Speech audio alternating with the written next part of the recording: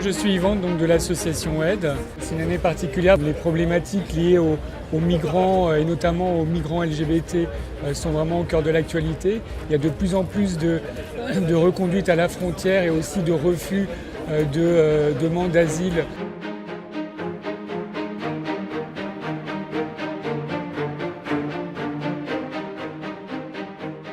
Alors il y a une situation particulière, c'est l'un de nos militants qui s'appelle Moussa, qui en fait vient d'Afrique. Il a fait une demande d'asile donc à Nîmes.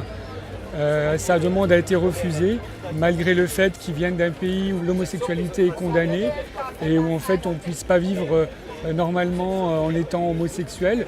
Son partenaire a été brûlé par des gens qui ont appris qu'il était homosexuel.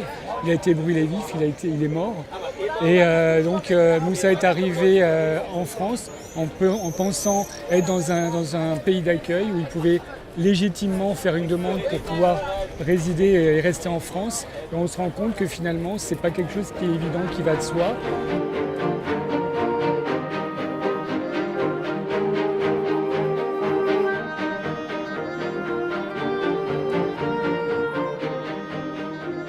Sa demande a été refusée malgré les arguments et les preuves qui ont été mises en avant pour justifier de sa sexualité et des dangers que représentait son retour chez lui. Et malgré ça, sa demande a été refusée. Il est actuellement incarcéré à la prison de Corba parce qu'il a refusé d'embarquer dans l'avion qui devait le reconduire dans son pays. Donc voilà, c'est à savoir que Moussa est un militant de l'association Aide. Et donc il était vraiment un militant très actif. Donc c'est pas quelqu'un qui est sans activité, qui attend simplement une demande d'asile. Moussa a fui son pays après avoir assisté à l'immolation de son compagnon. Il est venu se réfugier en France, pays, dit-on, des droits de l'homme.